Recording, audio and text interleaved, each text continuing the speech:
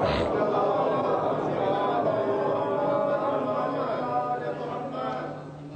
بالله من الشيطان اللعين الرجيم. بسم الله الرحمن الرحيم. الحمد لله رب العالمين، والصلاة والسلام على أشرف الأنبياء والمرسلين، خاتم النبيين، سيد الأولين والآخرين، شفيع المذنبين، وأبي القاسم محمد وآله الطيبين الطاهرين المعصومين المظلومين المنتجبين، ولعنة الله على أعدائهم أجمعين.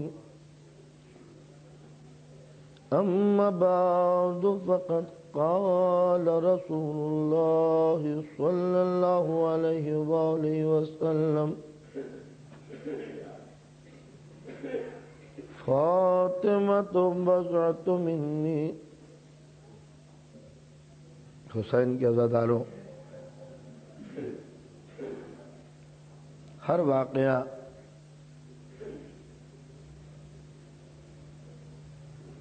اپنے کچھ اثرات رکھتا ہے. ہر عمل کا ایک رد عمل ہے.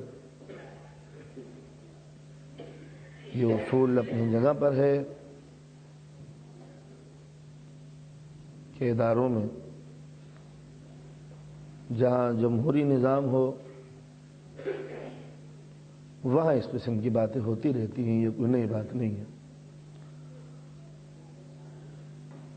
ہماری دل شکنی یا توہین کوئی مسئلہ نہیں ہے. اس لیے کہ جنہوں نے اہل بیت کی مشن کی ذمہ داری سنبھالی ہے، ان کو نشیب و فراز سے گزرنا ہی پڑتا ہے. ہمارا کام اس منبر پہ بیٹھنا بھی ہے اور اس کی ذمہ داری سنبھالنا بھی ہے. ذمہ داری ان علاقوں میں زیادہ بڑھ جاتی ہے جہاں تبلیغ کی ضرورت محسوس کی جاتی ہے. یہاں نہ کسی کا شخصی پروپیگنڈا ہے اور نہ شخصیت نمائی. ایک انسان کے لیے اس سے بڑھ کر کوئی فضیلت نہیں کہ وہ مسلمان ہو، اور ایک مسلمان کے لیے اس سے بڑھ کر کوئی فضیلت نہیں کہ وہ صاحب ایمان ہو. اور صاحب ایمان کی سب سے بڑی پہچان یہ ہے کہ وہ نبی کی خوشی میں خوش ہو اور نبی کے غم میں غم زدہ ہو. یہ حیات چند روزہ، یہ زندگی کی رونقیں چند دن کی ہیں. ہم سب کو اس بارگاہ اس دنیا سے اٹھنا ہوگا اور ایک دن ہم سب کو رسول کو منہ دکھانا پڑے گا. کس نے زندگی کس طرح گزاری، ایک ایک لمحہ، ایک ایک سیکنڈ، ایک ایک ثانیہ معبود کی بارگاہ میں محفوظ ہے، اور ہر انسان کو پیش خداوندی اپنے نامہ اعمال کے لیے جواب دینا ہونا پڑے گا.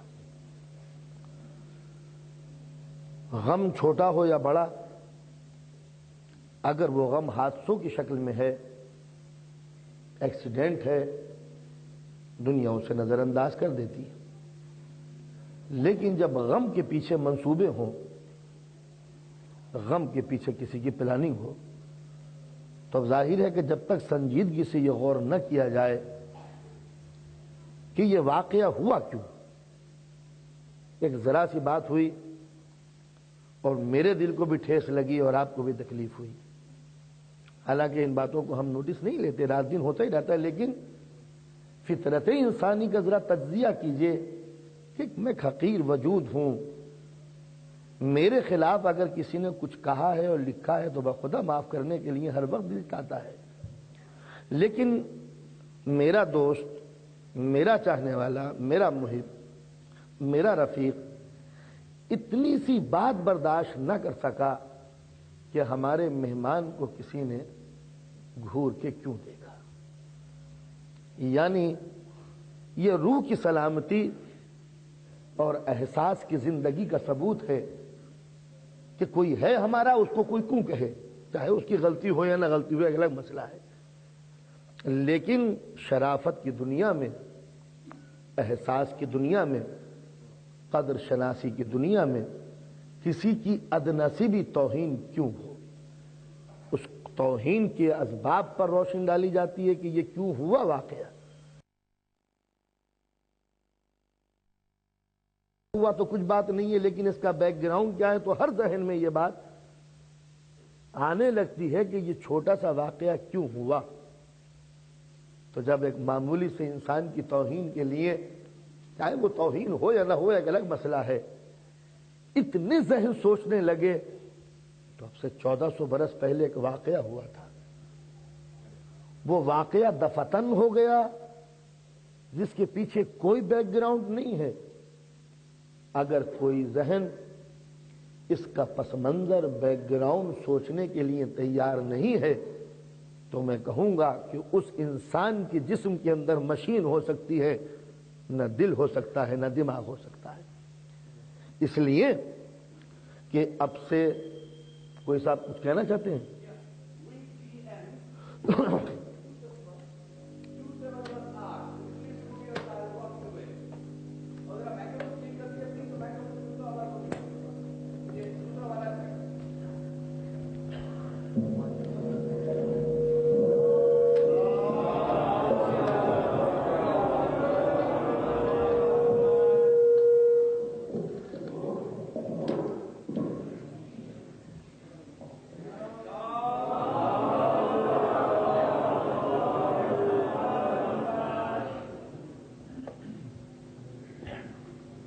عرض کر رہا ہوں، توجہ. اب سے 1400 برس پہلے ایک واقعہ ہوا. ذہن یہ کہتا ہے کہ اس ہونے والے واقعے کو یاد کرو بے شک، لیکن اس کے اسباب کیا ہیں، کیوں ہوا، اس کو سوچنے کی زحمت گوارا مت کرو. اگر یہ واقعہ چند مسلمانوں کا قتل ہوتا تب بھی اس قابل تھا کہ یہ قتل کیوں ہوا اس پر قوم غور کرے. لیکن جو واقعہ ہوا وہ واقعہ قتل کا نہیں ہے، انتہائی نفرت کا ہے. قتل ایک اور شے ہے، لیکن نوعیت قتل جس طرح قتل ہوا اس سے قتل کرنے والوں کی ذہنی دشمنی کا پتہ چلتا ہے. دو قوتیں ٹکرائیں، ایک دوسرے نے قتل کیا، کچھ قتل ہو گئے، کچھ بھاگ گئے، کچھ چلے گئے، یہ ایک واقعہ ہے. لیکن کربلا کا واقعہ جس انداز سے ہوا، اگر کوئی مسلمان اس کو صرف ایک واقعہ کہہ کے گزر جائے تو میں یہ کہوں گا کہ اس کے جسم میں دھڑکتا ہوا دل نہیں ہے اور اس کے پاس دولت انصاف نہیں. جہاں دنیا چھوٹے چھوٹے سیاسی واقعات پر بحث کرنے کے لیے وقت نکالتی ہے، ہر مسلمان کا فرض ہے کہ وہ کچھ وقت نکال کر یہ غور کرے کہ کربلا میں سن 60 ہجری کے اندر رسول مقبول کی وفات کے 50 برس کے بعد ایک مسلم معاشرے کے اندر، ایک ایسی سوسائٹی میں جہاں سب کے سب مسلمان ہوں، ایک تپتے ہوئے میدان میں کچھ آدمیوں کے قتل ہوئے جن کو قتل کیا گیا. نہ وہ یہودی تھے، نہ وہ نصرانی تھے، نہ وہ ہندو تھے، نہ وہ عیسائی تھے، نہ وہ فقط مسلمان تھے، بلکہ وہ مسلمان کہ جن کی قربانیوں پر اسلام کی عمارت قائم ہے. اگر ان سب کی قربانی کو پڑھنے کے بعد ایک مسلمان کا ذہن سرسری طریقے سے آگے گزر جاتا ہے تو میں پھر یہ کہوں گا کہ اس شخص نے حقائق کے اوپر نظر نہیں ڈالی اور انصاف کا دامن چھوڑ دیا. بہت ہی آہستہ سے میں گفتگو کر رہا ہوں. جو قتل ہونے والے ہیں اگر وہ جری سپاہی ہوتے، نوجوان ہوتے، تو یہ کہا جا سکتا تھا کسی میشن کے تحت انہوں نے حملے کیے ہوں گے اور قتل ہو گئے۔ لیکن کربلا میں یہ 72 لاشیں جو بکھری ہوئی ہیں، ان میں کتنے نوجوان ہیں جو جنگ کرنے قابل تھے، ان میں کتنے بوڑھے ہیں جن کو سکون کی تلاش تھی، کتنے بچے ہیں جن کو ماؤں کی گود کی گرمی کی ضرورت تھی۔ اگر مسلمان نے آسانی سے اس واقعے کو نظر انداز کر دیا تو یاد رکھیے قیامت کے دن ہر دور کا مسلمان، ہر دور کا مسلمان، ہر زمانے کا مسلمان بارگاہ خداوندی میں جواب دہ ہوگا، اس لیے کہ ظلم کرنا جتنی بری بات ہے، ظالم کا ساتھ دینا اتنا ہی بڑا جرم ہے۔ اور ظلم کا ساتھ دینے کے معنی یہ نہیں ہوتے کہ ہم خود میدان جنگ میں اس کے شریک ہوں، اس لیے کہ واقعہ گزر جاتا ہے، لیکن ہر زمانے کے انسان سے اس کی تائید یا تردید پوچھی جاتی ہے۔ شیطان کا واقعہ گزر گیا، مگر قیامت تک معبود پوچھتا رہے گا، بتاؤ شیطان کو دوست رکھتے ہو یا دشمن رکھتے ہو؟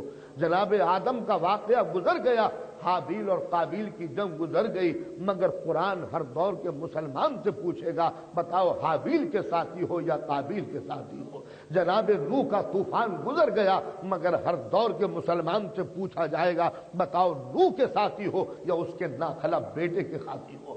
جناب موسیٰ کا واقعہ گزر گیا، مگر ہر دور کے انسان سے سوال کیا جائے گا، موسیٰ کے شریک ہو یا فرعون کے شریک ہو؟ اگر نہ پوچھا جاتا تو کبھی مقدس قرآن میں ان کے واقعات کا ذکر نہ ہوتا۔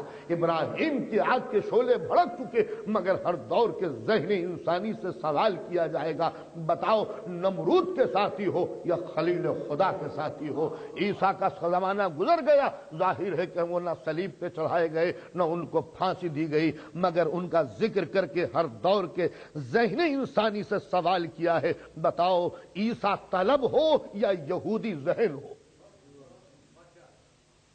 تو انبیاء کے واقعات گزارنے پڑھانے کا منشا صرف اسلام کا یہ تھا کہ تم ہر دور میں جی کچھ اور فرمان۔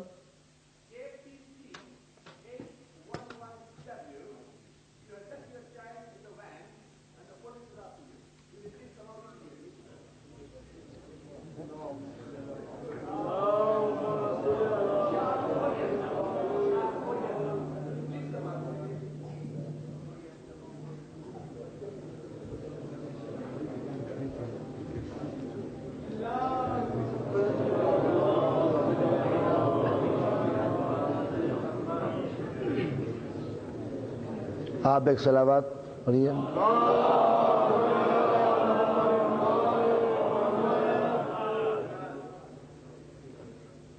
پڑھو۔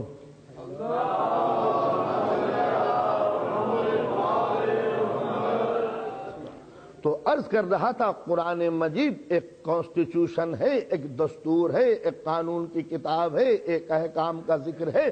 ان کتابوں میں کیا ضرورت تھی کہ قرآن مجید جیسی مختصر سی کتاب میں انبیاء کے طولانی قصے بیان کیے جائیں؟ بندہ پرور صرف اس لیے بیان کیے گئے تھے تاکہ ہر دور کے انسان سے، ہر دور کے مسلمان سے اس پر ووٹ طلب کیے جائیں کہ تم ظالم کے ساتھی ہو یا مظلوم کے ساتھی ہو۔ جناب عیسیٰ کا ذکر اس لیے کیا گیا تھا کہ تم عیسیٰ کے طرفدار ہو یا یہودا کے طرفدار ہو۔ جناب ابراہیم و اسماعیل کا ذکر اس لیے کیا گیا تھا کہ تمہاری نبضیں ابراہیم و اسحاق کی محبت میں دھڑکتی ہیں یا ان کے دشمنوں کے لیے دھڑکتی ہیں۔ یہ ایک ضمیر انسانی کا امتحان ہے ہر دور میں۔ اب رسول اسلام کی زندگی ہے اور ہم ہیں۔ رسول اسلام نے ان تمام گزشتہ انبیاء کا ذکر کر کے کہا کہ میں آخری رسول ہوں، مگر ہر نبی کی عزت کرتا ہوں اور ہر مسلمان کو نبیوں کے اوپر ایمان لانا پڑے گا، ہر اس کتاب پر یقین کرنا پڑے گا جو من جانب اللہ نے اپنے نبیوں پر اتاری ہے۔ ہر اس واقعے کو اسلام نے زندہ کر دیا جس سے ضمیر انسانی کو زندگی ملتی تھی۔ جناب ہاجرہ 2 پہاڑوں کے درمیان اپنے بچے کو پانی پلانے کے لیے دوڑی تھی۔ ظاہر ہے کہ نہ وہ پرانے واقعات ختم ہو چکے، اب سے لے کے 6000 سال پہلے کے واقعے کو قرآن مجید نے اس طرح دہرایا کہ اس کو قیامت تک کے لیے ایک پریکٹیکل وے میں دنیا کے سامنے پیش کیا۔ وہ دنیا کا کون سا حاجی ہے جو جناب حاجرہ کے اضطراب کی عملی شکل نہیں بن جاتا؟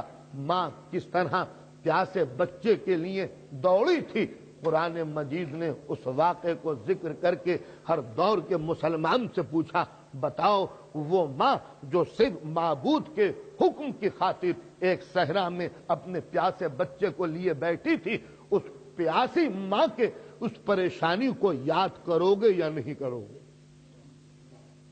واقعہ گزر گیا، نہ ہاجرہ ہے بظاہر، نہ جناب اسماعیل ہے، نہ وہ دشت ہے نہ وہ میدان ہے، آج نہ وہ صفا و مروہ کی وہ حیثیت ہے، لیکن وقت گزر جانے کے بعد ہر مسلمان سے اسلام نے یہ سوال کیا ہے، اس موسنا کا احسان ہے کہ جس نے میرے حکم کی خاطر یہ قربانی دی کہ اپنے جگر کے ٹکڑے کو وہ تپتے ہوئے میدان میں لے آئی، وہ بچہ جو پیاس کی وجہ سے دم توڑ رہا تھا، اس ماں کے اضطراب کو ظاہر کرنے کے لیے آج قرآن مجید نے اس عمل کو واجب قرار دے دیا۔ جو مسلمان مرد اس عمل کو نہیں دہرائے گا وہ کافر ہو جائے گا، کافر۔ ذرا دوستو سوچو کہ اسلام کے اندر ہم رسول اسلام کی امت میں ہیں، حضرت ابراہیم سے ہمارا کیا واسطہ، مگر ہر دور کے مسلمان سے کہا تھا کہ جب تم حج کرو اس پریشان ماں کے اس عمل کو دہرا کر دنیا پہ ظاہر کر دو۔ ہم حق والوں کے ساتھ ہیں، ظالموں کے ساتھ نہیں۔ ہم نے اسماعیل کے پیروں کے دھون پانی کو مقدس سمجھ لیا تاکہ دنیا یہ سمجھ سکے کہ ہم وہ نبی زادہ جو پیاس سے ایک میدان میں تڑپ رہا تھا اور پانی پیدا ہو گیا تھا، اس پانی کو آج تک ہم مقدس سمجھتے ہیں، زمزم کا پانی لے کے آتے ہیں۔ یہ زمزم کا پانی جو آپ لندن میں لے کے آئے حج کرنے کے بعد، یہ پانی نہیں ہے، 6000 سال پہلے حضرت اسماعیل کی پیاس کو یاد دلانے کے لیے یہ پانی ہے، اس کے علاوہ اور کیا ہے؟ پروردگار عالم نے اپنے راہ میں قربان ہونے والوں کے احسان کو اتنا یاد رکھا، قیامت آ جائے مگر اسماعیل کی پیاس کی یاد دلانے کے لیے زمزم کا پانی بہتا رہے، قیامت آ جائے مگر ہاجرہ کی بے چینیوں کو یاد دلانے کے لیے حاجی صفا و مروہ کے درمیان دوڑتے رہے۔ تو جب پچھلی امتوں کے نبی کی قربانیوں کو قیامت تک یاد رکھنا مسلمان پر واجب ہے، تو سرکار دو عالم کی مصیبتوں کو یاد رکھنا کیا مسلمان کے لیے ضروری نہیں ہے؟ اب دنیا جناب ابراہیم و اسماعیل کی پریشانیوں کو سامنے رکھ کر یہ سوچے کہ وہ پریشانیاں اپنی جگہ پر واقعاً قابل تعریف بھی ہیں، قابل تعظیم بھی ہیں، لائق ذکر بھی ہے، اور اس کو بھلا دینا مسلمان کے لیے مناسب نہیں ہے۔ تو اب یہ سوچو کہ وہ قربانیوں سے بڑھ کر اگر اسلام میں قربانیاں ہیں تو اب یہ شرافت انسانی سے سوال کیا جائے گا۔ قرآن نے کہا آدم کو نہ بھولنا، نوح کو نہ بھولنا، ابراہیم کو نہ بھولنا، الیاس و یعقوب کو نہ بھولنا، جناب یوسف کی پریشانیوں کو نہ بھولنا۔ اس نے 1,24,000 انبیاء کی ذکر کو بیان کر کے انسان سے سوال کیا تھا ان کو نہ بھولنا۔ تو جب مسلمان 1,24,000 انبیاء کی قربانیوں کو نہ بھولا تو اب قرآن یہ نہیں کہتا کہ تم میرے نبی کی مصیبت کو بھول جانا، بلکہ اب شرافت انسانی کا امتحان تھا کہ جب پچھلے انبیاء کو تم یاد کرتے ہوئے آئے ہو تو جس رسول کی تم امت میں ہو اس کو یاد کرو گے یا نہیں کرو گے؟ یہی ایگزام لینا تھا، تمہارا ٹیسٹ لینا تھا۔ ٹھیک ہے قرآن مجید میں کھلم کھلا حکم نہیں دیا کہ تم کربلا کے کسی واقعے کو یاد کرو، مگر 1,24,000 مصیبتوں کو یاد دلا کر تم کو حکم دیا تھا یہ نہیں کہ ان کو یاد رکھنا۔ بھئی یہیں سے شرافت انسانی کا امتحان لیا جاتا ہے۔ میں ایک مزدور ہوں، ایک کارخانے میں کام کرتا ہوں، میرے مالک نے مجھے آرڈر دیا ہے 9 بجے آ جانا، 4 بجے چلے جانا، یہ کام کرنا، سارے کام میں کر رہا ہوں۔ دفتن مجھے یہ معلوم ہوا کہ میرے مالک کے بیٹے کا ایکسیڈنٹ ہوا، اس کا گھر جل گیا، اس کے بچے یتیم ہو گئے، پورا گھر لٹ گیا، میں اپنے کارخانے میں لگا ہوا ہوں۔ کسی نے مجھ سے کہا میں اب تمہارے مالک کا گھر جل گیا، اس کے بیٹے جل گئے، اس کے بچے مارے گئے، میں یہ کہوں گا میرے مالک نے مجھے آرڈر یہی دیا ہے کہ میں 9 بجے آ جاؤں اور 4 بجے چلا جاؤں۔ ٹھیک ہے، میں جو کہہ رہا ہوں وہ بھی صحیح ہے، مگر ضمیر انسانی کا کیا تقاضا ہے، شرافت انسانی کا کیا تقاضا ہے، انسان کی زندگی کا کیا تقاضا ہے؟ تو جب معمولی سا واقعہ کارخانے دار کا اگر مصیبت آئے تو ہم کارخانہ چھوڑ کر اس کی مصیبت میں شریک ہو جاتے ہیں۔ ٹھیک ہے، آپ نے حکم یہی دیا تھا کہ کارخانے میں کام کرنا، مگر جب گھر اجڑ رہا ہو تو کارخانے کو دیکھیں یا جس کا نمک کھاتے ہیں اس کی مصیبت میں شریک ہو جائیں۔ تو چھوٹی سی مثال، آج ہم کارخانے میں جاتے ہیں، جس کا نمک کھاتے ہیں اس کے غم میں شریک ہو جاتے ہیں۔ آج رسول اسلام تم سے یہی سوال کریں گے، دنیا کے معمولی سی دکان پر تم نے نوکری کی تھی تو اس کے مالک کا خیال کیا تھا، میں نے تم کو انسان بنایا، میں نے تم کو مسلمان بنایا، میں نے تم کو نماز پڑھائی، میں نے تم کو خدا کے نزدیک کیا، تم جنگلی درندے کھاتے تھے، میں نے تم کو شرافت کے آئین سکھائے، تم پتھروں کو معبود سمجھتے تھے، میں نے تمہیں خدا کا راستہ بتایا، تم موسیقی کو اپنے خالق سمجھتے تھے، میں نے قرآن کے ترنم ریزیاں تم کو لے آئی، تم جہنم کے راستے پہ جا رہے تھے، میں نے جنت کے راستے کشادہ کر دیے۔ تمہاری ہدایت کے لیے میں بھوکا رہا یا نہیں، تمہاری ہدایت کے لیے میں پیاسا رہا یا نہیں، تمہاری ہدایت کے لیے میں نے کانٹے برداشت کیے یا نہیں، تمہاری ہدایت کے لیے خون جگر بہایا یا نہیں، تمہاری محبت کے لیے پورا خاندان لٹایا نہیں۔ بتاؤ تمہارا کیا فریضہ تھا؟ کیا اس لیے کہ گھر لٹے تو تم خوش ہو جاؤ اور اس پر بحث کی جائے کہ اسلام بچا لیا لہذا خوشیاں مناؤ؟ جو کچھ دیر نبی کی اولاد کی مصیبتوں کو یاد کرنے میں نہ دے سکے، کیا یہ امید رکھ سکتا ہے کہ آخرت میں ہم رسول کو منہ دکھائیں گے؟ ارباب کرم، ارباب عزا، کربلا شعور انسانی کا امتحان ہے، کربلا روح انسانی کی امتحان گاہ ہے، یہاں شرافتوں کا امتحان ہوتا ہے، یہاں دھڑکتے ہوئے دل کی دھڑکنوں کا امتحان ہوتا ہے، یہاں بے چین تمناؤں کا امتحان ہوتا ہے۔ جتنی محبت تمہیں اپنی اولاد کے لیے ہے، کیا اتنی محبت رسول کی اولاد کے لیے بھی تھی یا نہیں تھی؟ میں نے رسول کی حدیث پڑھی ہے، رسول کی حدیث، اور اسی کو اپنا سرنامہ کلام قرار دیا ہے۔ نبی کہہ رہے ہیں فاطمہ تو بضعۃ منی، فاطمہ تو میرا ایک حصہ ہے۔ میں نے جناب سیدہ جناب فاطمہ الزہرا کے متعلق رسول کی حدیث جان بوجھ کے قصداً پڑھی ہے، اس لیے کہ دستور دنیا یہ ہے جس کے گھر میں میت ہوتی ہے اس کو پرسہ دینے کے لیے جاتے ہیں۔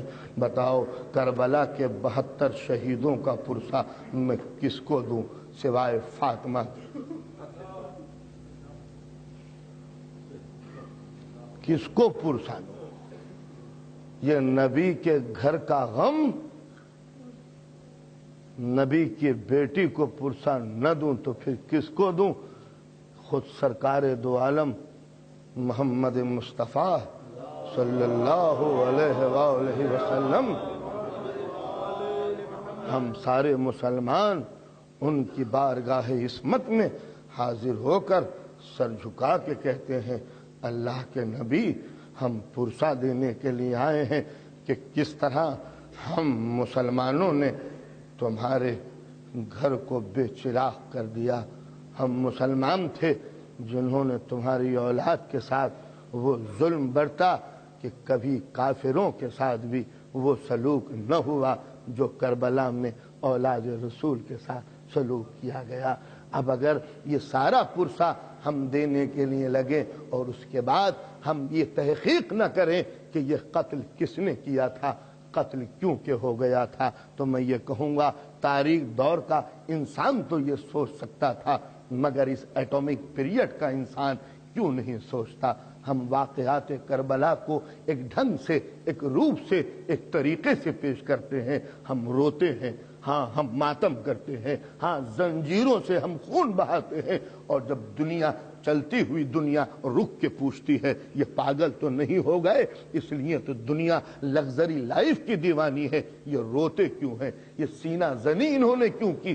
انہوں نے ماتم کیوں کیا؟ یہ پیٹے کیوں؟ چلائے کیوں؟ بس ہم یہی چاہتے ہیں کہ دنیا ہم سے سوال کر لے کہ تم روئے کیوں. اسی واسطے ہم نے گھر سے باہر جلوس نکالے، اس لیے کہ جب ہم نے دنیا کو بلایا آؤ ہم تم سے کچھ سوال پوچھنا چاہتے ہیں، تو دنیا نے ہم سے نفرت دلانے کے لیے کچھ کلمات کہنے شروع کیے. وہاں نہ جانا، یہ بزرگوں کو گالیاں بکتے ہیں، وہاں نہ جانا یہ تھوک کے دیتے ہیں، وہاں نہ جانا یہ بری باتیں کرتے ہیں. دنیا جب رک گئی تو ہم نے جلوس اعضا سڑکوں کے اوپر لے کے آئے. میں یہاں کی بات نہیں کہہ رہا، ہمارے ملکوں میں دستور یہ ہے، ہم نے راہوں پہ، سڑکوں پہ، کوچوں میں، گلی کوچوں میں جلوس اعضا اس لیے نکالے تھے تاکہ کوئی ہم سے سوال کرے تم روتے کیوں ہو. جب دنیا گھر میں بیٹھ گئی کہ تعزیہ دیکھنے سے نکاح ٹوٹ جاتے ہیں، تو ہم نے علم اتنے بلند کیے تاکہ دنیا گھر میں بیٹھ کے علم کی زیارت کر کے پوچھے کہ یہ علم کس کا ہے. آپ نے دیکھا یہ سارے طریقے کتنے شریفانہ تھے، کتنے خاموش تھے. ہم چاہتے تھے کہ تم سوال کرو، اور جب اس سوال کو پھر سے پوچھ ڈالا جاتا تھا تو اب ظاہر ہے کہ ہمیں ہر روپ سے یہ بتانا پڑا کہ کوئی ہم سے پوچھے کہ روتے کیوں ہیں. اور جب دنیا یہ پوچھنے لگی روتے کیوں ہے، تو ہم نے کہا ہمارا امام مارا گیا تھا. کہا کون امام تھا؟ ہم نے کہا وہ نبی کا لال تھا. اچھا نبی کا لال مارا گیا تو کیا یہودیوں نے مارا تھا، عیسائیوں نے مارا تھا، کافروں نے مارا تھا؟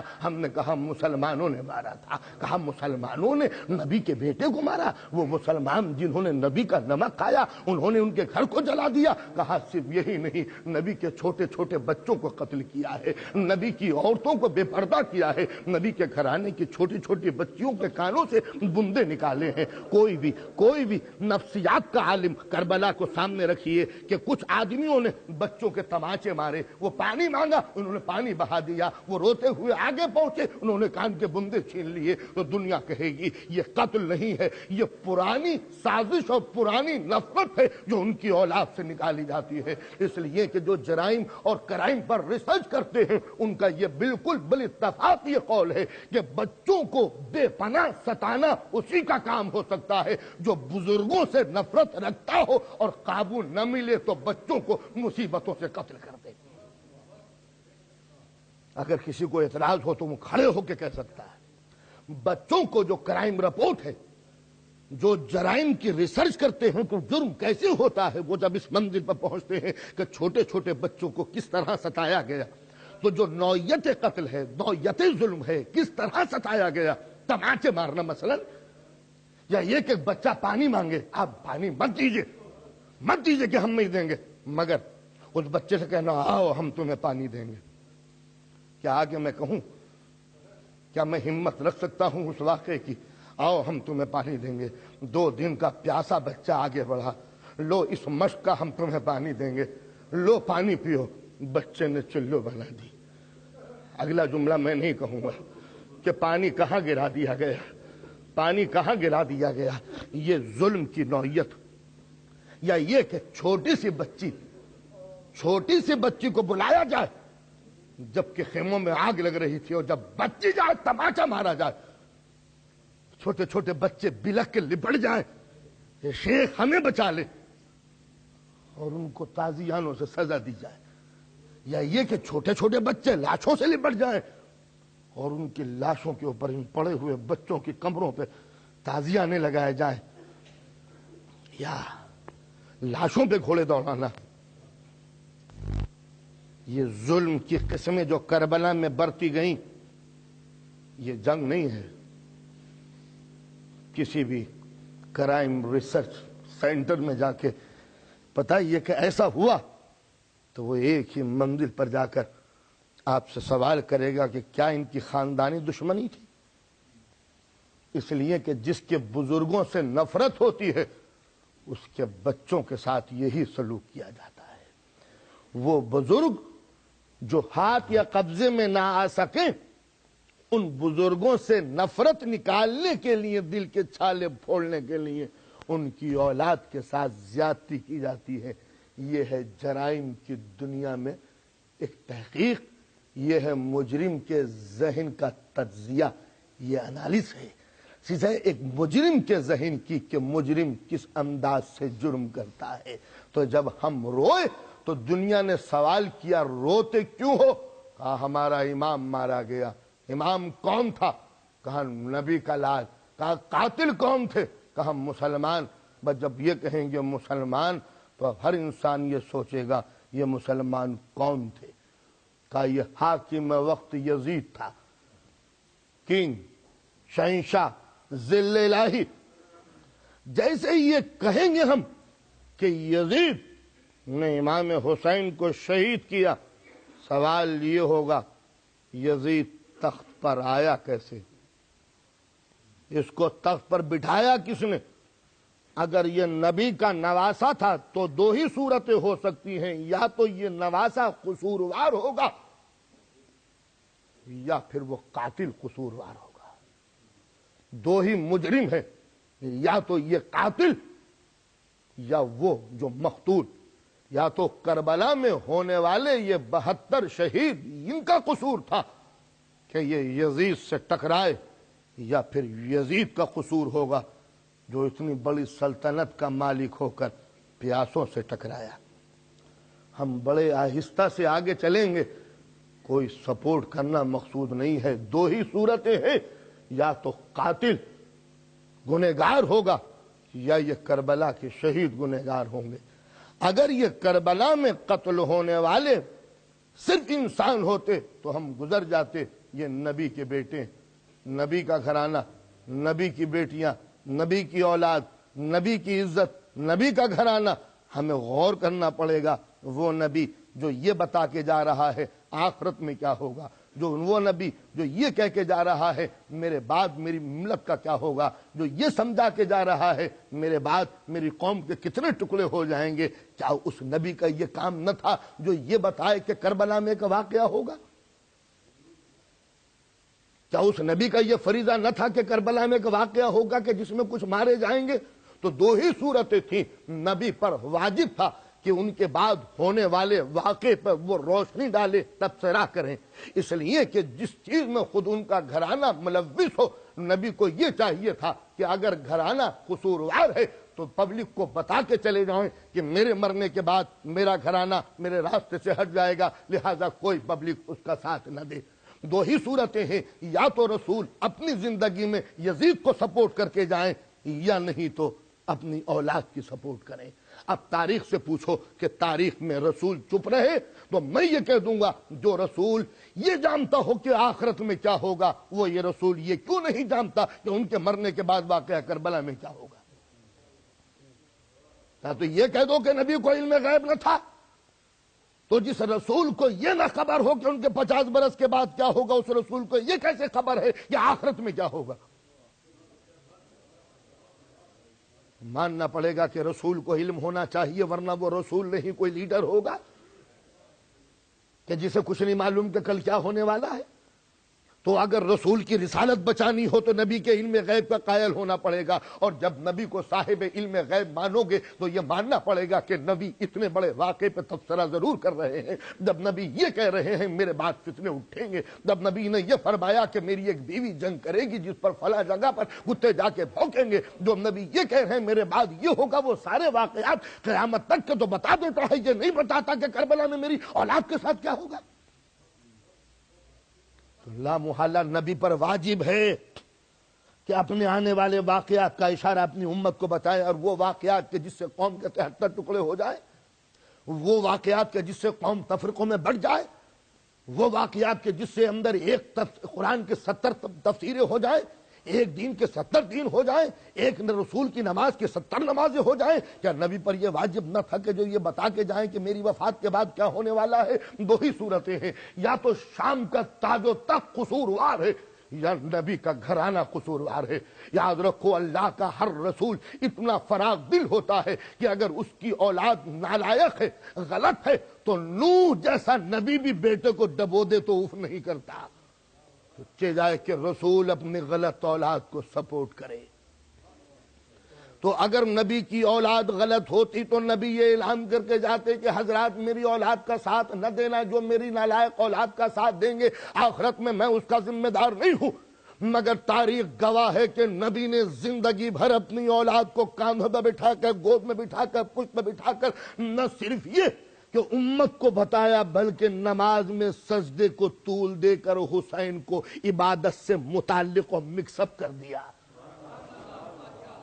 اس لیے کہ اب اگر حسین نبی کا نواسا ہوتا تو نبی کو کوئی حق نہ تھا کہ اپنی بیٹی کے بیٹے کی خاطر اپنی مقدس سجدوں کو طول دے کے نماز کی توہین کرتے، اس لیے کہ نماز کی توہین کرنے والا بارگاہ خداوندی میں معافی کا طلبگار ہونا چاہیے تھا۔ مگر صحابہ کرام کا یہ پوچھنا، حضور آج آپ کو سجدے میں دیر کیوں ہو گئی؟ اور نبی کا یہ فرمانا، میں کیا کروں، میری پشت پر حسین آ کے بیٹھ گیا تھا، میں نے چاہا کہ سر کو اٹھا دوں مگر کیا کروں، ایک طرف جبرائیل تھے ایک طرف میکائیل تھے، کہہ رہے تھے بچہ جب تک مرضی سے نہ اترے، جب تک کہ سجدے سے سر نہ اٹھنا چاہیے۔ عبادت خدا کی،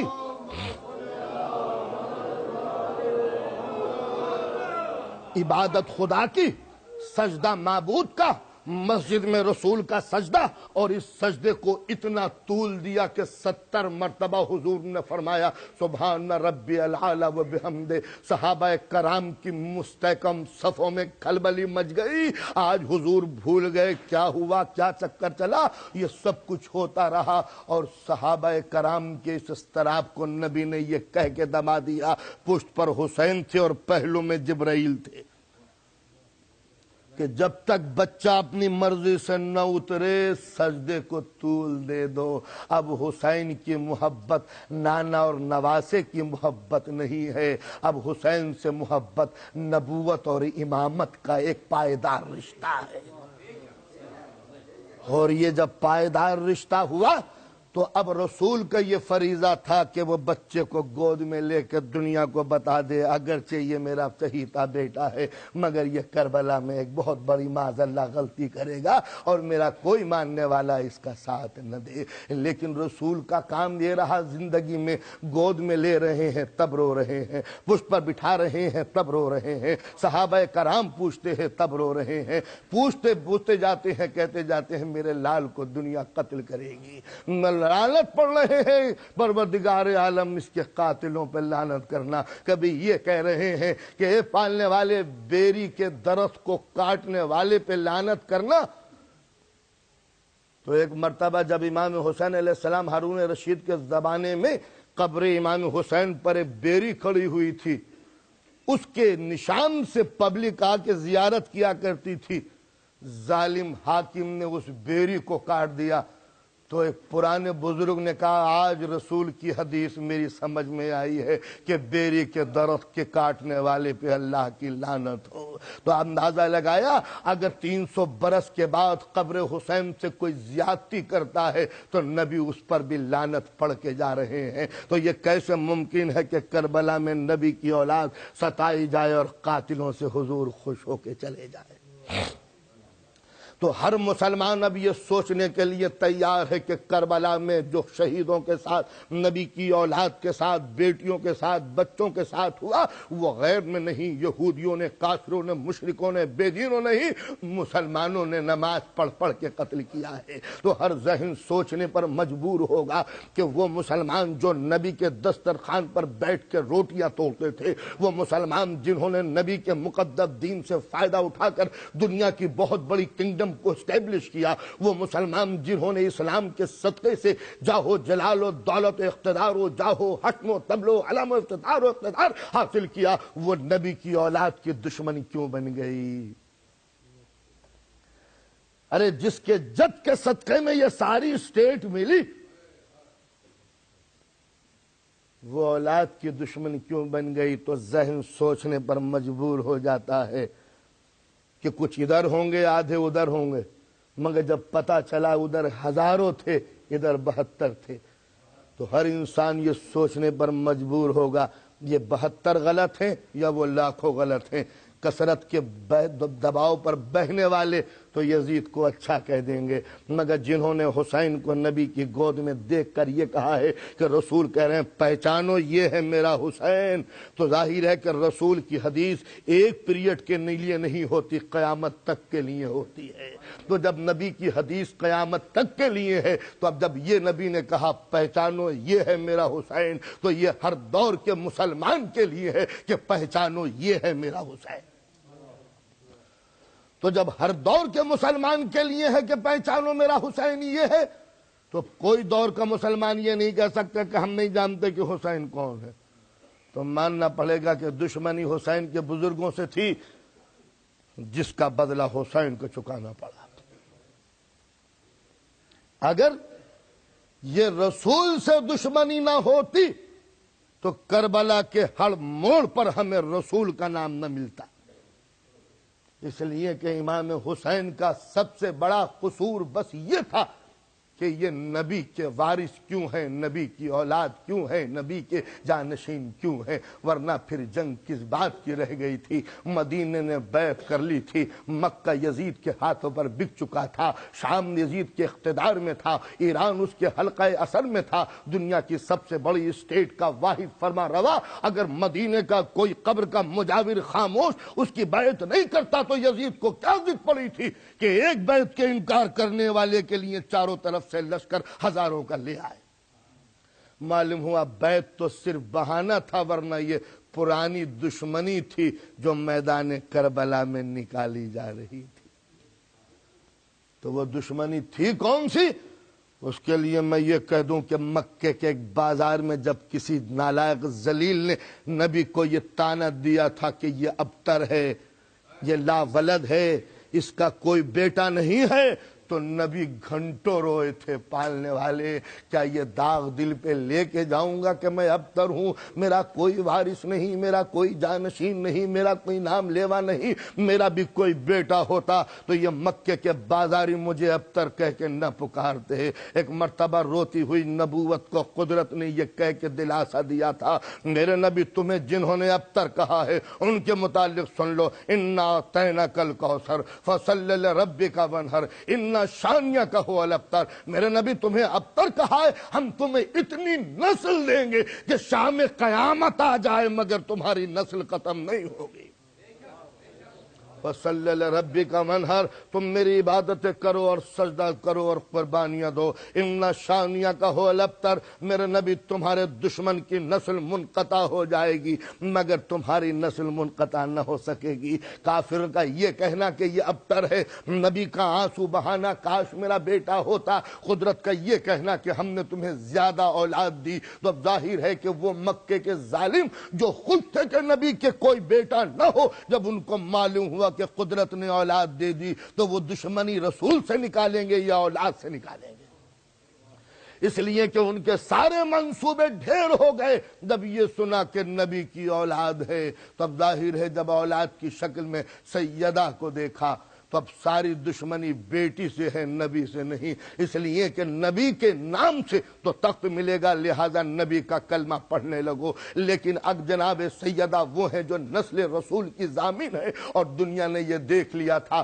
کہ جب ہماری تلواریں نہیں چلتی، جب لشکر کا کوئی زور نہیں چلتا تو یہی اولاد آگے بڑھی تھی جس نے نبوت کی آبرو بچائی تھی۔ واقعات سنے ہوئے ہوں گے، صرف رد کے لیے بیان کر رہا ہوں کہ وہ وقت، وہ 7ویں ہجری کا زمانہ، جبکہ یمن کا ایک عیسائی ڈیلیگیشن مدینے میں آ کر یہ کہتا ہے کہ اللہ ایک نہیں، اللہ 3 ہیں، آپ اللہ کے رسول نہیں، یہ قرآن مجید خدا کی کتاب نہیں، آپ کی لکھی ہوئی کتاب ہے، تو پورے دین کے اوپر اتنے سخت حملے تھے کہ جس کا کوئی جواب نہ تھا۔ دنیا کہہ رہی ہے خدا 3 ہے، تم نبی نہیں، یہ کتاب خدا نہیں۔ نبی 3 دن سے سمجھا رہے ہیں، قرآن کی آیتیں پیش کر رہے ہیں، مگر عیسائیوں کے ڈیلیگیشن کی سمجھ میں کچھ نہیں آتا۔ بڑے بڑے ان کے پریسٹ اور پوپ آ چکے ہیں، نبی سمجھاتے سمجھاتے تھک گئے اور 3 دن تک یہ کہتے رہے نہیں اللہ ایک نہیں 3 ہے، آپ اللہ کے رسول نہیں، یہ خدا کی کتاب نہیں۔ ایک مرتبہ جھنجھلائی ہوئی قرآن کی آیت نے نبی کو یہ کہہ کے حکم دیا، 3 دن ہو گئے تمہیں سمجھاتے ہوئے ان کی سمجھ میں نہیں آیا، فَقُلْ تَعَالُوا نَدْعُ أَبْنَاءَنَا وَأَبْنَاءَكُمْ وَنِسَاءَنَا وَنِسَاءَكُمْ وَأَنفُسَنَا وَأَنفُسَكُمْ ثُمَّ نَبْتَهِلْ فَنَجْعَلْ لَعْنَةَ اللَّهِ عَلَى الْكَاذِبِينَ۔ میرے نبی 3 دن ہو گئے تمہیں سمجھاتے ہوئے، بس اب رہنے دو، اب ان سے یہ کہہ دو کہ چلو ہم تمہیں چیلنج کرتے ہیں، تم اپنے بیٹوں کو لاؤ ہم اپنے بیٹوں کو لاتے ہیں، تم اپنی عورتوں کو لاؤ ہم اپنی عورتوں کو لاتے ہیں، تم اپنے نفسوں کو لے کے آؤ ہم اپنے نفسوں کو لے کے آتے ہیں، اور ہو جائے جو جھوٹا ہو اس پر خدا کا عذاب نازل ہو۔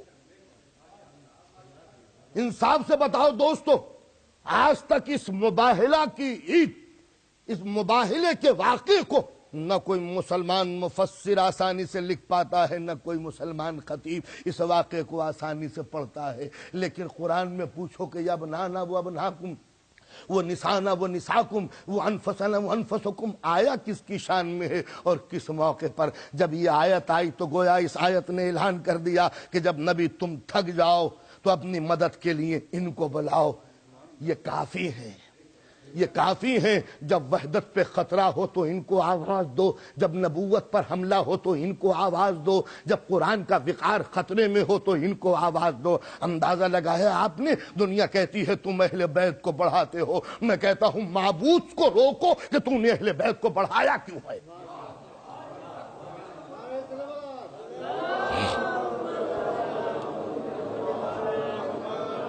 دن کو یہ آیت آئی، رات آئی، رات کو سرکار دو عالم نے حکم دیا کہ دیکھو کل کرفیو آرڈر ہے، بالکل ماشاء اللہ کوئی گھر سے باہر نہ نکلے، ورنہ میں ذمہ دار نہیں ہوں عذاب کا۔ کوئی گھر سے باہر نہ نکلے۔ سلمان فارسی تم رات کی تاریکی میں جا کر میدان مباہلہ میں ایک لال رنگ کا ٹینٹ لا کے نصب کر دینا اور خبردار رکنا نہیں، فوراً چلے آنا۔ صبح ہونے سے پہلے سلمان فارسی نے خیمہ نصب کر دیا میدان میں، اور حکم تھا سلمان تم بھی نہیں جانا۔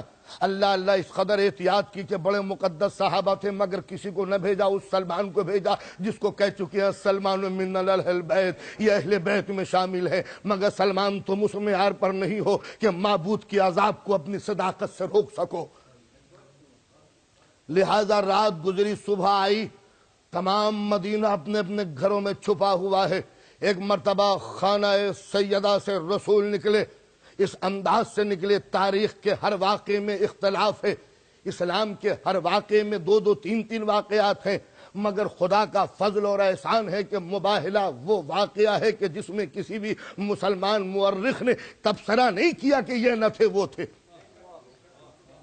ایسا کھلا ہوا واقعہ رسول نکلے تو سیدہ کے گھر سے نکلے، حالت یہ تھی کہ ایک بچے کو گود میں لیے ہوئے، ایک بچے کی انگلی پکڑے ہوئے۔ تو اب ظاہر ہے کہ واقعات بتا رہے ہیں کہ جناب معصومہ سے کہا ہوگا کہ حکم قرآن مجید یہ ہے کہ ان عیسائیوں کا منہ توڑ جواب دینے کے لیے ہمیں کچھ بچوں کی ضرورت ہے، ابنانا و ابناکم، کچھ بچے چاہیے، مگر وہ بچے ایک نہیں ہونے چاہیے، زیادہ ہونے چاہیے۔ جمع کے صیغے استعمال ہوئے ہیں، 1 2 سے کام نہیں بنے گا، جتنے بھی ہوں 10 20 30 40 کوئی لیمٹ نہیں ہے۔ اپنے بچے لے آؤ، جتنے بھی بچے لا سکتے ہو۔ تو اے سیدہ میں تمہارے بچوں کو لیے جا رہا ہوں، اور جو ہم میں جھوٹا ہوگا عذاب الہی اس پر نازل ہوگا۔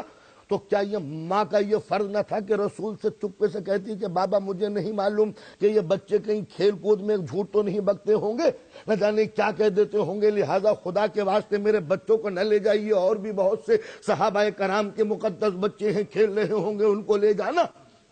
اس لیے کہ اگر مقابلہ پبلک سے ہو تو آسانی سے کیا جا سکتا ہے، مگر جب مقابلہ معبود کے عذاب سے ہو تو جس کی زندگی میں ایک بھی جھوٹ شامل ہوگا عذاب الہی کسی کو معاف کرنے کے لیے تیار نہیں ہے۔ اس لیے کہ جب عذاب الہی نازل ہوتا ہے تو یہ نہیں دیکھتا کہ نبی کا بیٹا کون ہے، نبی کا دوست کون ہے، اس لیے کہ جو بھی مستحق عذاب ہو قدرت کا عذاب اسے ڈبو دیتا ہے۔ وہ خدا جس کے عذاب سے نوح کا بیٹا نہ بچ سکا، اگر محمد کی اولاد نے بھی کبھی جھوٹ بولا ہوتا تو عذاب الہی کبھی معاف کرنے کے لیے تیار نہ تھا.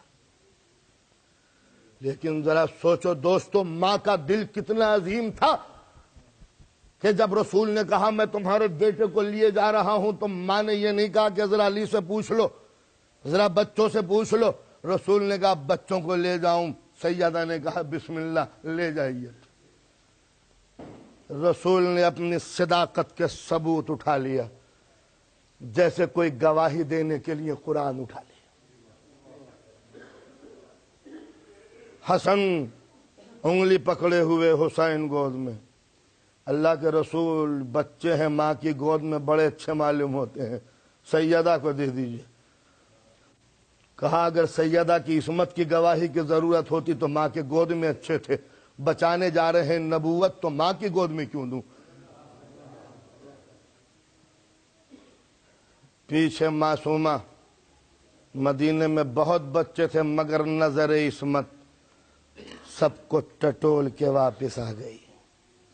نساؤنا و نساکم، تم اپنی عورتیں لاؤ ہم اپنی عورتیں لائیں. بہت عورتوں کی گنجائش تھی مگر کوئی نہ نکل سکی سوائے ایک. انفسنا و انفسکم، بڑے نفس تھے جو زندگی بھر نبی کے دوست رہے مگر کوئی ایسا نفس نہ تھا جو معبود کے معیار پر صادق ہو. معبود کے معیار پر جو صادق ہو کوئی نظر نہ آیا. اور بندہ پرور اگر کوئی ہوتا تو نبوت کی عصمت پر واجب تھا کہ بغیر رو رعایت کے وہ اس شخص کو بلا لیتے، چلو دین خطرے میں ہے چلو. اس لیے کہ آیت میں بڑی کشادگی تھی، بہت سے نفسوں کو لایا جا سکتا تھا مگر آیت میں گنجائش تھی، ظرف میں گنجائش نہ تھی. مدینے کے ماحول میں کوئی ایسا نہ نکلا جو معبود کے معیار پر صادق ہوتا. یہ 5 ہستیوں کا مختصر سا قافلہ وحدت و قرآن و نبوت کو بچانے کے لیے چلا.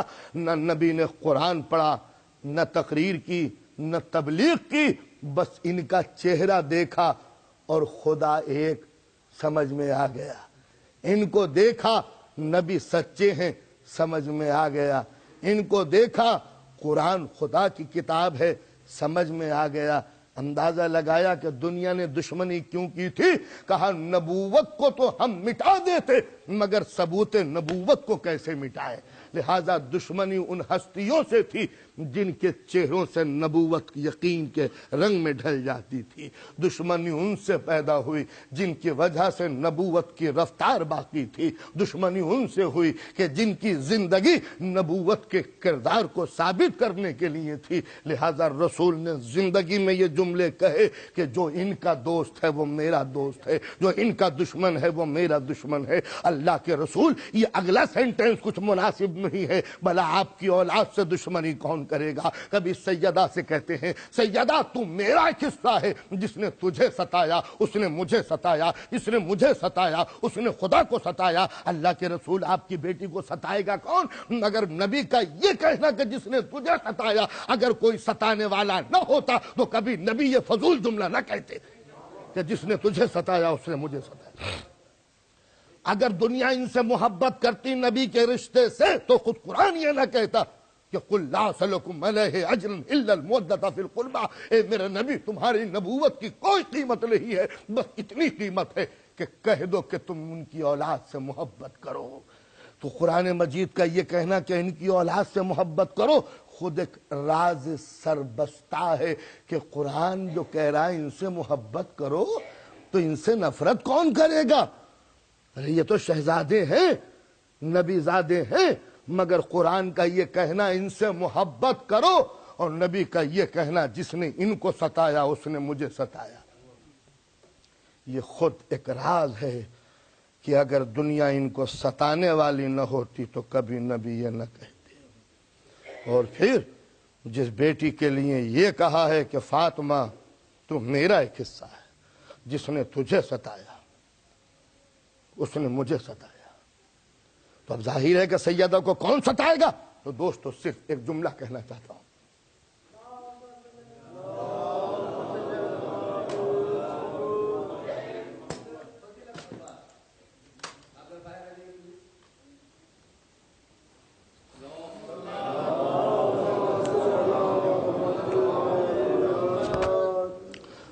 توجہ، رسول کا یہ فرمانا فاطمہ جس نے تجھے ستایا اس نے مجھے ستایا، جس نے مجھے ستایا اس نے خدا کو ستایا، خدا کا ستانے والا کافر۔ تو رسول کو اگر ڈاؤٹ نہ ہوتا کہ میری بیٹی کو ستایا جائے گا تو یہ کبھی جملے سرکار رسالت مآب ادا نہ کرتے کہ جس نے میری بیٹی کو ستایا۔ اب دیکھنا یہ ہے کہ سیدہ کو ستایا یا نہیں ستایا، تو اگر نہ ستایا ہوتا تو تعریف کر کے جاتی۔ اب تاریخ سیدہ کا ایک مرثیہ بیان کرتی ہے، وہ مرثیہ عربک لٹریچر میں لڑکوں کو پڑھایا جاتا ہے۔ مصر میں جامع ازہر کے اسٹوڈنٹ جو عربک کے ہیں وہ پڑھتے ہیں۔ مرثیہ ہے صبت علیہ مصائب لہنہا صبت علی الیام سرن لیالیا، بابا آپ کے مرنے کے بعد مجھے اتنا ستایا ہے کہ اگر دنوں پر یہ مصیبتیں پڑتی تو اندھیری رات بن جاتی۔ نبی کا قول، جس نے تجھے ستایا اس نے مجھے ستایا۔ تو بھلا بتائیے سیدہ کو ستانے والا نبی کو کیوں ستائے گا، اور جس نے نبی کو ستایا وہ کافر کیسے ہو سکتا ہے؟ مگر رسول کا یہ کہنا جس نے سیدہ کو ستایا اس نے مجھے ستایا، جس نے مجھے ستایا اس نے رسول کو ستایا، جس نے اللہ کو ستایا وہ کافر ہے۔ تو یہ خود اس بات کا ثبوت ہے سیدہ کو وہی ستائے گا جو مجھے ستانا چاہتا ہو، اور مجھے وہی ستائے گا جو خدا کو ستانا چاہتا ہو۔ یعنی خدا سے نفرت کی وجہ سے مجھ سے ستایا جائے گا، اور مجھ سے نفرت کی بنا پر میری بیٹی کو ستایا جائے گا۔ یہ رشتہ، یہ کنیکشن سیدہ کا خدا سے یوں مل جاتا ہے کہ نبی کو وہی ستا رہے تھے جو خدا کے دشمن تھے، اور سیدہ کو وہی ستا رہے تھے جو نبی کے دشمن تھے۔ تو رسول کا یہ کہنا جس نے میری بیٹی کو ستایا اس نے مجھے ستایا، فاطمہ کا یہ کہنا کہ صبت علیہ مصائب لہنہا صبت علی الیام سرن لیالیا، ان دونوں کو جوڑ دو۔ بیٹی کہہ رہی ہے اتنا ستایا ہے کہ اگر دنوں پہ مصیبتیں پڑتی تو اندھیری رات ہو جاتی ہے۔ نبی کا یہ کہنا جس نے تجھے ستایا اس نے مجھے ستایا۔ اب آئیے ذرا سیدہ کی مصیبتوں کو بیان کر دوں ایک ساتھ میں، اس لیے بیان کر رہا ہوں آج سیدہ کا ذکر کہ مجھے تو پرسہ سیدہ ہی کو دینا ہے۔ چھوٹی سی ہے، ماں کا انتقال ہوا، ماں کا سایہ مکہ ہے، نبی تقریر کرنے کے لیے فاطمہ زخموں کو دھو رہی ہیں، اور جب رسول اپنی بیٹی کی شفقت اور محبت کو دیکھتے تو ایک جملہ کہا، فاطمہ انت ام ابیہا، اے بیٹی تو نے بیٹی ہو کر وہ پیار دیا ہے جو صرف ماں دے سکتی ہے، ماں۔ اس جملے کی گہرائی اور مصیبت کو آپ سمجھتے ہیں؟ چونکہ ہمارے نبی کی ماں نہ تھی، آنکھ کھولی تھی تو ماں کا سایہ اٹھ گیا تھا۔ جو رسول ماں کے پیار کو ترس رہا تھا، جب اپنی بیٹی کے پیار کو دیکھا تو کہتے ہیں انت ام ابیہا، تو نے اس طرح پیار کیا ہے جیسے ماں۔ تو جب تک مکہ رہا سیدہ باپ کے زخموں کو دھوتی رہی۔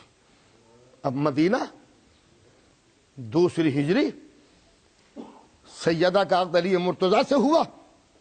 اب میں کہتا ہوں کہ جو بچپن میں باپ کے زخموں کو دھو رہی تھی وہ علی مرتضیٰ کے اب زخموں کے اوپر مرہم لگا رہی ہے۔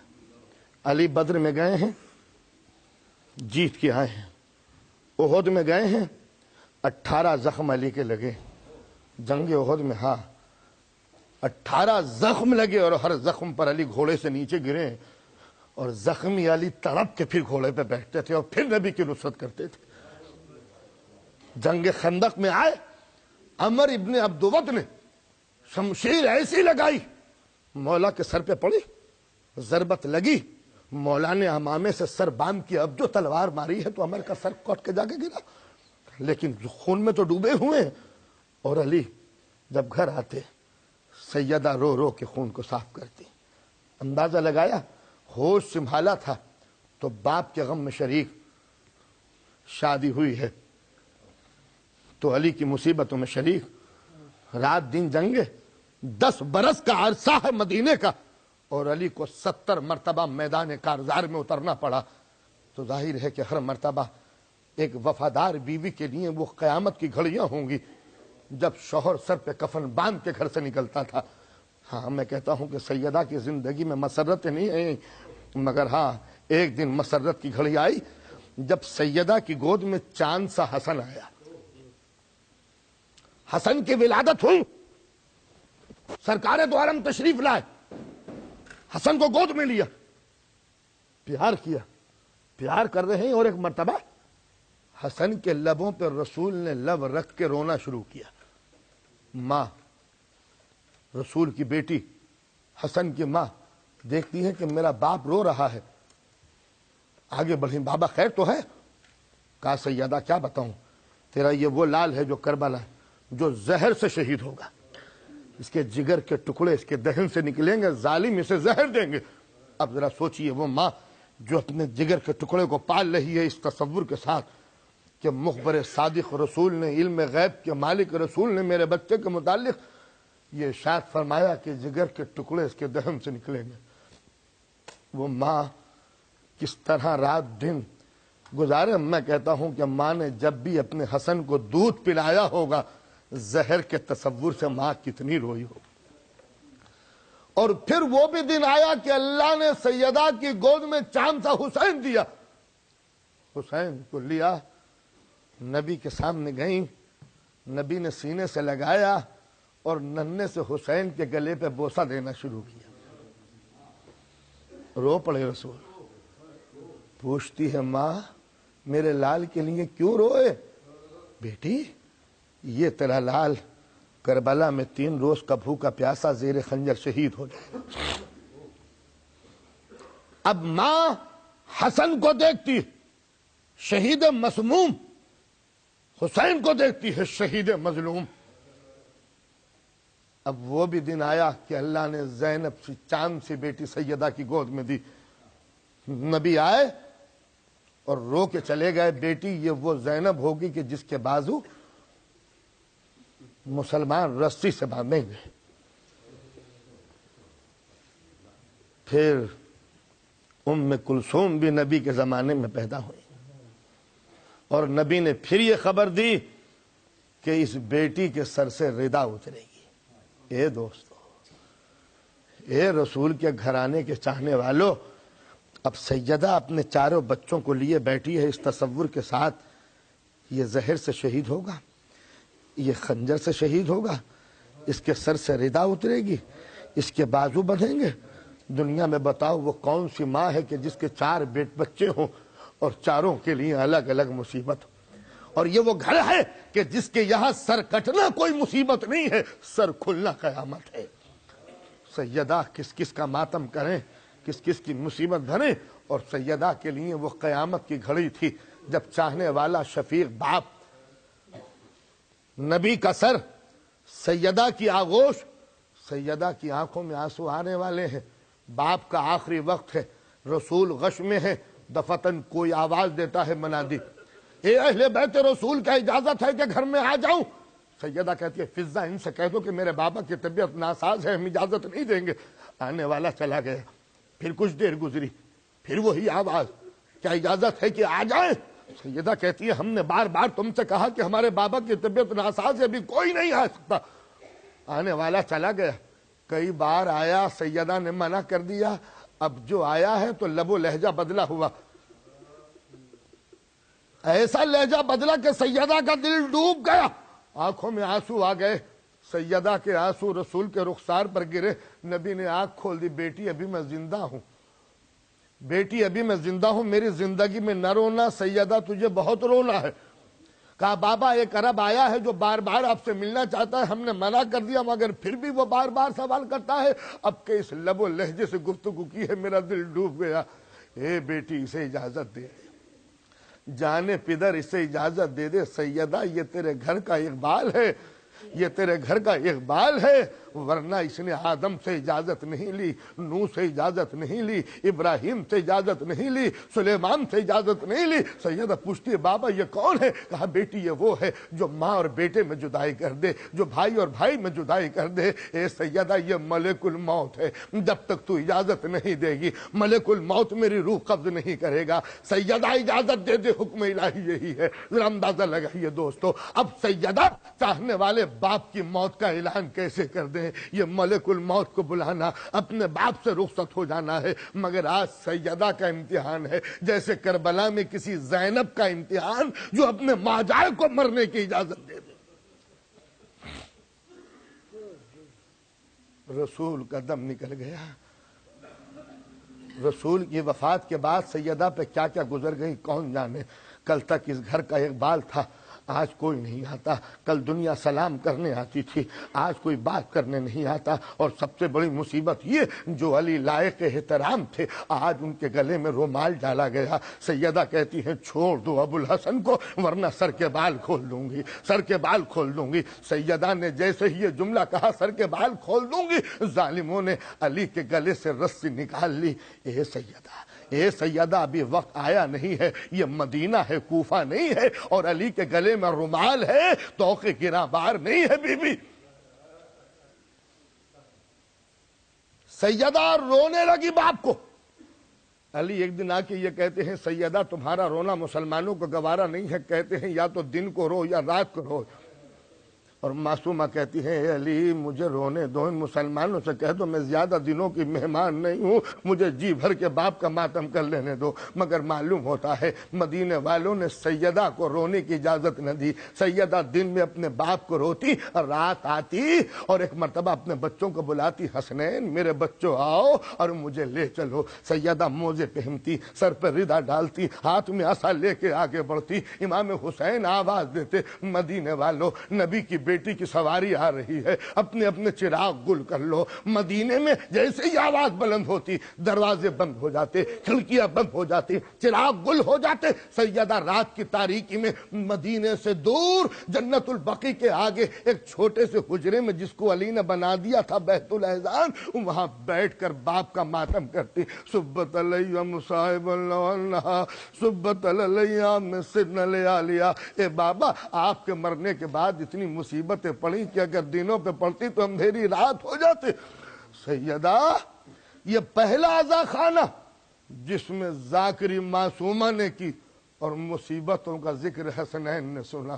سیدہ گھر میں آ گئیں۔ ایک دن سیدہ نے شور و غل کی آواز سنی، مدینہ رو رہا ہے، مدینہ چیخ رہا ہے، مدینے والے گریہ وزاری کر رہے ہیں۔ معصومہ پوچھتی ہیں فضا ذرا دیکھو دیکھو یہ کون سی مصیبت ہے جو مدینے والے رو رہے ہیں۔ جناب فضا گئی، روتی ہوئی آئی، اے بی بی قیامت ہو گئی، بلال صحابی رسول آئے ہیں، مدینے والے صحابی کو دیکھ دیکھ کر نبی کو یاد کر رہے ہیں۔ ہائے انقلاب زمانہ، صحابی کو دیکھ کر رسول یاد آ جائے اور بیٹی کو دیکھ کر کوئی رسول کو یاد نہ کرے۔ کہا فضا کیا بلال بھی ہم سے ناراض ہیں؟ پتہ نہیں وہ آئے یا نہیں آئے۔ اے فضا ذرا دیکھو بلال ہم سے ملیں گے یا نہیں؟ بس یہ جملے ادا نہ ہونے پائے تھے جو در دولت پر ایک مرتبہ آواز آئی، اے اہل بیت نبوت غلام کا سلام ہو۔ فضا سے کہتی ہیں فضا شاید بلال آ گئے، تم پردہ نصب کرو، ہم خود بنفس نفیس گفتگو کریں گے۔ سیدہ عصا ٹیکتی ہوئی آگے بڑھی، پس پردہ آئی اور ایک مرتبہ کہتی ہیں بلال تم بھی بھول گئے دنیا کی طرح؟ بلال تڑپ گئے، اے بی بی تمہارا نمک کھایا ہے، کہیں یہ ممکن ہے کہ شہزادی کو کوئی غلام بھول جائے؟ مگر بی بی دنیا والوں کی نگاہیں بدل گئی تھی نبی کے بعد، میں مدینے کو چھوڑ کے چلا گیا کہ حبشی غلام کو اب عزت کون دے گا، شام چلا گیا بی بی، مگر میں نے ایک دن خواب میں دیکھا رسول اسلام آئے ہیں، بلال میری بیٹی بیمار ہے، تم یہاں بیٹھے ہوئے ہو۔ بی بی خواب دیکھ کے فوراً چلا آیا، نصیب دشمنہ طبیعت ناساز ہے کیا؟ سیدہ کہتی ہیں بلال چھوڑو ان باتوں کو، چند دن کی اور مصیبت ہے۔ اے بلال ہم چاہتے ہیں کہ تم ایک مرتبہ اذان دے دو، اے بلال اذان دے دو تاکہ ہمیں باپ کی زبان کی یاد آ جائے۔ جناب بلال نے کہا بی بی میں قسم کھا چکا ہوں کہ نبی کے بعد پھر کبھی اذان نہیں دوں گا۔ سیدہ کہتی ہیں بلال تمہیں ہمارے حق کی قسم۔ بلال کانپ گئے، شہزادی غلطی ہو گئی، میں نہ سمجھ پایا کہ رسول کے حکم میں اور بطول کے حکم میں کیا فرق ہے۔ بلال مسجد میں گئے، بلندی پہ چڑھے اور ایک مرتبہ اذان دی، اللہ اکبر۔ اللہ اکبر۔ جناب معصومہ اٹھی، اس حجرے کی طرف گئی جہاں رسول سویا کرتے تھے، آواز دی بابا بلال آئے ہیں، اذان کا وقت ہو گیا، بابا اٹھئے۔ ایک مرتبہ مؤذن نے کہا اشہد ان لا الہ الا اللہ۔ اے بابا بڑی دیر ہو گئی سوتے ہوئے، آپ تو کبھی اتنا نہ سوتے تھے۔ اب ایک مرتبہ مؤذن نے کہا اشہد ان محمد رسول اللہ۔ فضا دوڑی ہوئی گئی، اے بلال اذان موقوف کر دے، سیدہ کو غش آ گیا۔ میں کہوں اے بی بی، ارے باپ کا نام سن کے غش آ گیا، اذان میں رسول کا نام سنا اور غش آ گیا۔ ارے کاش ذرا جناب سکینہ کے دل کو دیکھیے کہ باپ کا کٹا ہوا سر، کربلا سے کوفہ، کوفہ سے شام، ارے چھوٹی سی بیٹی باپ کے سر کو دیکھے اور ضبط کرے۔ آزاداران امام مظلوم، میں نے آپ کی زحمتوں کو تمام کیا، کربلا میں مصیبتوں کا واقعہ بیان کروں، اس لیے سیدہ کی مصیبتیں بیان کی تھی تاکہ آپ پرسہ دے سکیں معصومہ کو۔ آج کی رات آ گئی، نبی محرم گزر گئی۔ میں نے کل کی مجلس میں عرض کیا تھا کہ نبی محرم کو عصر کے وقت یزید کے لشکر نے دفتن حملہ کر دیا۔ مولا نے عباس کو بھیجا ہے، ایک رات کی مہلت چاہیے عباس، تاکہ جی بھر کے ہم عبادت الہی کر سکیں۔ رات کی مہلت مل گئی، بڑی دشواریوں کے بعد ملی ہے۔ حسین کے سپاہیوں نے پیاس اور تشنگی کی حالت میں ریگزار کربلا پہ تیمم کیا، مٹی کے مسلوں پر حسینیوں نے اپنے رخسار رکھ دیے۔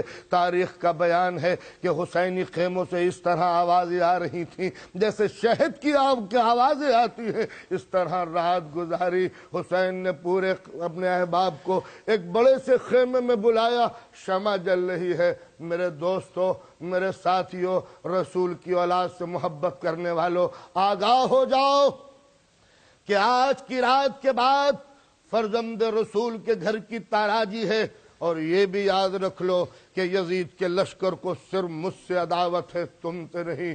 اس رات کی تاریکی کو غنیمت جانو، جس کا دل چاہے مجھے چھوڑ کے چلا جائے، یزید کا کوئی سپاہی تم سے تعرض نہ کرے گا، جاؤ اپنی جان کو بچا کے لے کے چلے جاؤ۔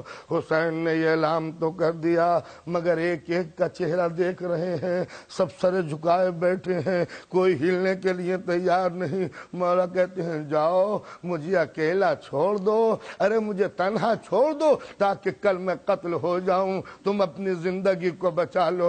مگر کوئی بھی بچانے کے لیے تیار نہیں ہے۔ مولا کہتے ہیں اس لیے نہیں جاتے کہ تم نے مجھ سے بیعت کی ہے میرے ہاتھوں پر، لو میں بیعت کو اٹھائے لیتا ہوں، جس کا دل جہاں چاہے چلا جائے۔ اللہ اللہ کتنا فرق تھا یزید و حسین میں، وہ بیعت کے لیے جان لے رہا تھا، یہاں جان دینے کے لیے مولا بیعت کو اٹھا رہے ہیں، جاؤ چلے جاؤ۔ مگر جب کوئی نہ اٹھا، مولا کہتے ہیں اس لیے نہیں جاتے کہ سماج میں ذلیل و بدنام ہو گئے، تو ایسا کرو میرے اہل بیت میں سے جو جانا چاہے اس کا ہاتھ پکڑ کے لے جاؤ، تاکہ تم منہ دکھانے کے قابل ہو سکو، بہانہ تو مل جائے گا کہ ہم نے نبی کے گھرانے کو بچانے کے لیے آ گئے۔ اور اس پر بھی کوئی نہ ہٹا تو ایک مرتبہ کہتے ہیں کہ آخرت کے خوف کی بنا پر نہیں جاتے، تو لو بحیثیت مالک جنت و امام ہونے کے میں اعلان کرتا ہوں کہ آخرت میں تم سے کوئی سوال نہ ہوگا۔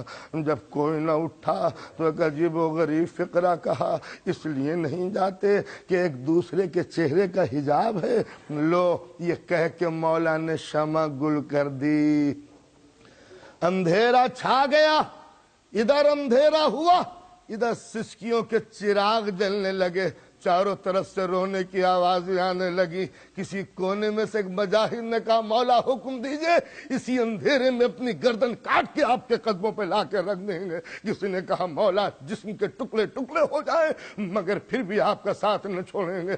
جس وقت یہ وفاداری دیکھی، مولا نے چراغ جلا دیا۔ آؤ میرے حسینیوں، آؤ میرے مجاہدوں۔ حسین ایک ایک کے گلے سے ملے، سب کو رخصت کیا، سب مصلی پہ بیٹھ کر عبادت میں مشغول ہو گئے۔ اب نصف شب گزری، مولا قیام حسینی کا معائنہ فرما رہے ہیں۔ سب سے پہلے خیمے کے سامنے جا کے رکے، ایک ماں اپنے 6 مہینے کے بچے کو گود میں لیے ہوئے رو رہی ہے۔ میرے لال کتنی بد نصیب ہے ماں جو اپنے جگر کے ٹکڑے کو دودھ نہیں پلا سکتی، بچے کا من کا ڈھلا ہوا ہے، علی اصغر غش میں ہے، آنکھیں نہیں کھول رہے۔ مولا کہتے ہیں اے رباب، ارے علی اصغر کے پاس بیٹھ کے کیسی باتیں کر رہی ہو۔ حسین روتے ہوئے آگے بڑھے۔ اب یہ ام لیلہ کا خیمہ ہے، کیا دیکھتے ہیں کہ شمع جل رہی ہے، علی اکبر کا سر ماں کے زانو پر ہے، ماں علی اکبر کے حسین زلفوں کو ہاتھ سے شانہ کر رہی ہے، کہتی جاتی ہیں علی اکبر ارے یہ چاند سی صورت کل تمہاری خاک و خون میں مل جائے گی، اے میرے لال یہ حسین چہرہ کل مٹی میں مل جائے گا۔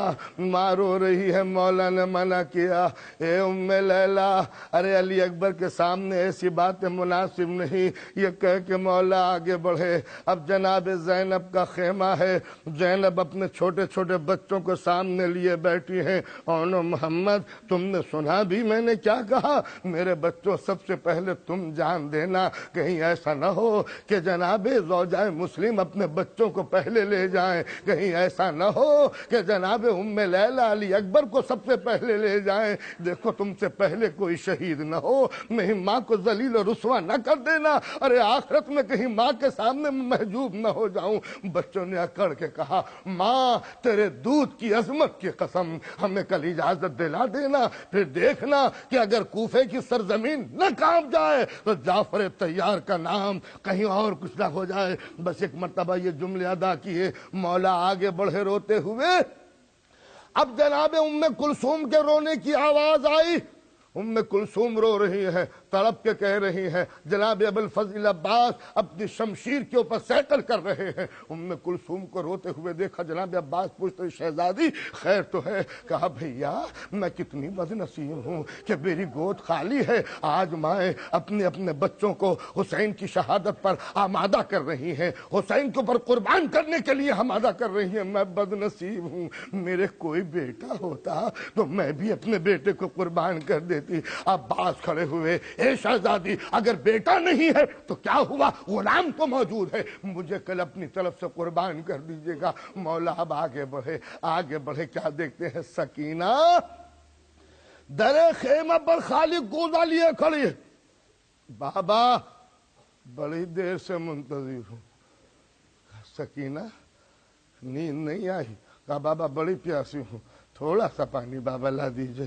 جناب سکینہ کی یہ جملے سنے مولا نے سر جھکا لیا۔ کس طرح تسکین نے ایک جملہ کہا، سکینہ جا کر علی اصغر کے خیمے میں دیکھ لو، شاید تم کو پانی مل جائے۔ سکینہ دوڑتی ہوئی گئیں اور اب جو آئی ہیں سر جھکائے ہوئے آئیں۔ بھیا بابا سمجھ گئی جب میرا بھیا پیاسا ہے تو مجھے پانی کہاں سے مل جائے گا۔ ایک مرتبہ عجیب جملہ کہا مولا نے، سکینہ بیٹی سونے کی کوشش کرو، شاید نیند آ جائے تمہیں تو یہ پیاس کی شدت نہیں معلوم ہوگی۔ سکینہ نے جب جملہ کہا بابا سوتی تو ہوں مگر کیا کروں میری آنکھ کھل جاتی ہے۔ بابا کوئی بی بی میری بالی بیٹھ کر اس طرح روتی ہے جیسے کسی ماں کا جوان بیٹا مارا گیا ہو۔ بابا یہ کون ہے جو بی بی میرے پاس آ کے روتی ہے؟ مولا نے جملہ کہا، سکینہ ارے کیا تم نے اپنی دادی کو نہ پہچانا؟ یہ جناب سیدہ تمہاری مصیبت میں شریک ہے۔ اجرکم اللہ۔ نصف شب گزری، مولا نے قیام حسینی کا معائنہ کیا، مقتل کی طرف چلے، سناٹا ہے چاروں طرف، یزیدی لشکر خواب غفلت میں پڑا ہوا ہے، حسینی سپاہیاں سربت سجود ہیں، تسبیح و تحلیل کی آوازیں آ رہی ہیں۔ حسین مقتل کی طرف چلے، بس ایک مصیبت چلنے میں، حسین مقتل کی طرف چلے، دور تک یزیدی لشکر پھیلا ہوا ہے، مولا بھی چند قدم چلے ہوں گے، جو کانوں میں کسی کے چاپ کی آوازوں کو سنائی دی، پلٹ کے دیکھا، پوچھا کون ہو؟ خوف میں ڈوبی ہوئی آواز آئی، مولا میں ہوں غلام ہلال۔ کہا ہلال تم پیچھے پیچھے کیوں آ رہے ہو؟ کہا مولا مقتل میں میدان میں دشمن کے سپاہی دور تک پھیلے ہوئے ہیں، مولا غلاموں کی زندگی میں نصیب دشمن اگر کچھ ہو گیا تو منہ دکھانے قابل نہ رہیں گے، غلام پیچھے پیچھے ہے۔ ہلال تم ہمیں چھوڑ کے کیوں نہیں چلے جاتے؟ جاؤ اپنی اپنی زندگیاں بچا لو۔ عجیب فقرہ کہا ہلال نے، مولا یہ بتائیے کب تک آزمائیے گا؟ مولا کب تک آزمائیے گا؟ ہم نے اعلان کر چکے ہیں 70 مرتبہ قتل ہوں گے۔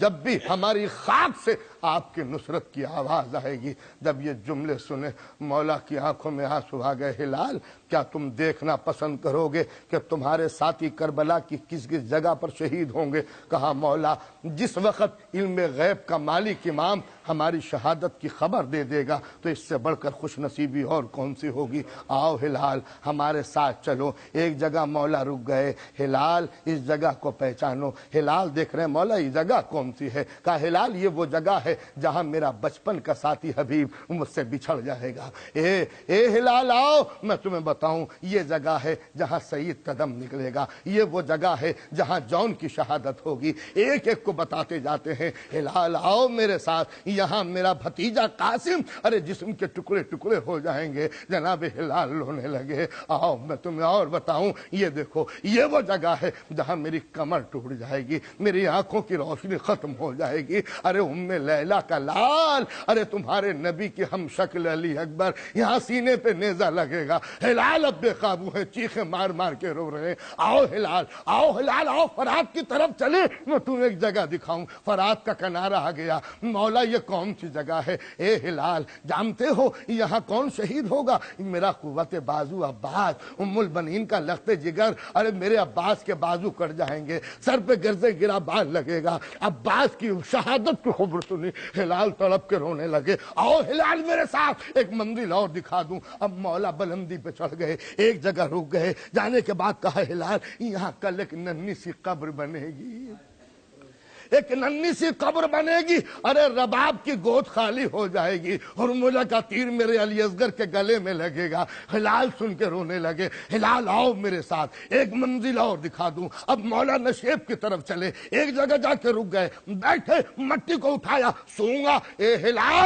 اے ہلال سیدہ کے دودھ کی بو آ رہی ہے میری مٹی سے۔ اے ہلال یہ وہ جگہ ہوگی جہاں ایک نمازی کا سر کاٹا جائے گا، یہ وہ جگہ ہوگی جہاں سکینہ یتیم ہو جائے گی، یہ وہ جگہ ہوگی جہاں زینب کا ماجایا مارا جائے گا۔ مولا کہتے جاتے ہیں، ہلال چپ ہے، ہلال خاموش ہے۔ مولا نے نظر اٹھائے، ہلال کیا تم سنتے نہیں ہو؟ کیا تم سن نہیں رہے میں کیا کہہ رہا ہوں؟ مگر ہلال چپ ہے۔ مولا نے پھر بازو جھنجھوڑے، ہلال ذرا سنو۔ اور اب چونک گئے ہلال، کہتے ہیں مولا کیا تم نے کچھ آواز سنی؟ اے مولا مجھے کسی بیوی کے رونے کی آواز آ رہی ہے۔ اے مولا کوئی بیوی رو رہی ہے۔ علی مکلال کہتا ہے، اے ہلال تم کو نہیں معلوم میری ماں آ گئی سر کے بالوں سے میری قتل گاہ صاف کر رہی ہے۔ ارے میری ماں نبی سے فریاد کر رہی ہے، اے میرے بابا میں نے چکیاں پیس کے اپنے لال کو کیا شمر کے خنجر کے لیے پالا تھا۔